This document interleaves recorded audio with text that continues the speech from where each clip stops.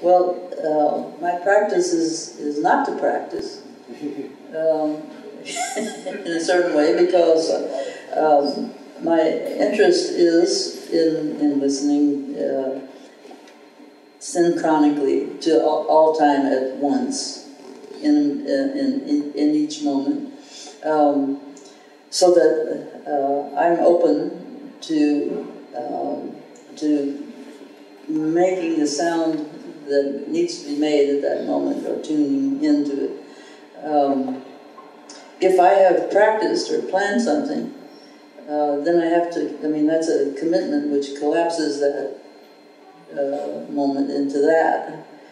A lot of musicians, wonderful musicians and wonderful composers, spend a great deal of time planning and constructing and rehearsing and practicing. And I am not against it, but for myself, I don't want to create patterns before the patterns need to be created. And that if I've already got something in mind, then I'm not open anymore to what could happen. And what did happen this evening, it happened. But it was because I hadn't practiced it. I mean, that's the best I can do. Okay.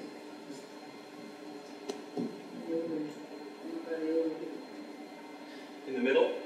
Yeah, I have a question. There you go. I mean, both of you must have some sort of theoretical background or some sort of context that you create out of. Even when you are improvising, you still have kind of a background of certain skills. And I know you, for example, started out working with a lot of electronic music, and then gradually moved on to what you're doing now. And I was wondering if both of you could talk a little bit about your sort of, the theoretical background or the technical tools that are sort of behind, the sort of the idea space behind the music you create right now in the moment. Well, my mother brought home an accordion when I was about 8 or 9 years old, and so I got fascinated with it and started to learn to play the accordion. So I've been playing the accordion for over 60 years. It's an instrument that I know, but it is also an instrument that delivers new things because of the practice that I have now. And I get surprised at what I get from the instrument. But I certainly did have training as a performer. That's how people learn music, is to play traditional music. And, in my time, there was no encouragement anywhere for improvisation or composing. It was learning to play what there was to play. And of course, I was a strange bird, because I always liked anything that I had never heard before. And that continues to this day. And that's where when I'm interested. And it's not that I don't have favorites and music that moves me from past times, because I like it all. But I have a special propensity for moving forward and into new territory and new ways of doing things. Even now, at this age and this time of my life. So yes, I had technical training, skill building, and all of that. Because I was an accordion player, I was playing an outsider instrument. It didn't belong in the classical canon, because it was invented in 1840, which is, after all of the classical music. And I mean, if the accordion had been around, I'm sure that Mozart would have loved to have written for it.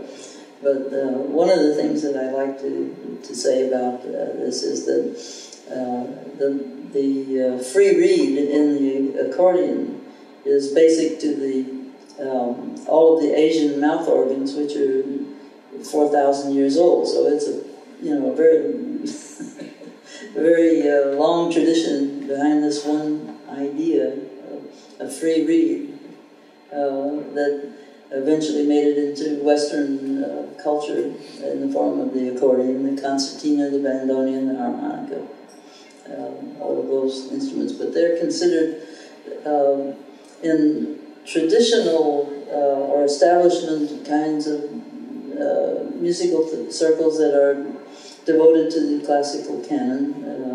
Such an instrument, or the instruments that I mentioned, are considered to be folk instruments. And that somehow that music is not as rich or as appropriate as other music. But so at a point in my career, I decided to devote myself to the accordion. About when was that? Well, it was after I left my teaching position at the University of California in San Diego. It's very interesting. I was hired there as a composer and to create the electronic music program for the graduate students in the new department, 1967, which I did. But then I was kind of nailed into that role. And I was a performer, but I wasn't often performing because I wasn't supposed to be a performer. I eventually left after 14 years of teaching there and moved to the East Coast and started performing. And that's when I started to really devote myself to playing the accordion. And I got better at it. Because I simply did it, yes? What kind of environment was there to perform in? You arrived at this accordion and wanted to start playing. This was, I knew that in order to earn a living, I would have to perform. Because I was not going to necessarily earn a living by being a composer, especially the kind of composer I was. So I combined, and I do compose, and I make pieces for large and small ensembles and the whole works. But I still travel around and play as well.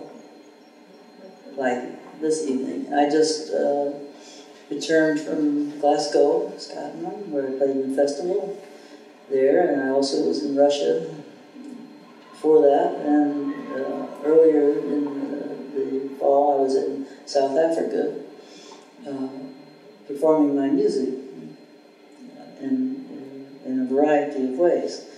And, yes, advanced electronic processing with my instrument, so it's combined.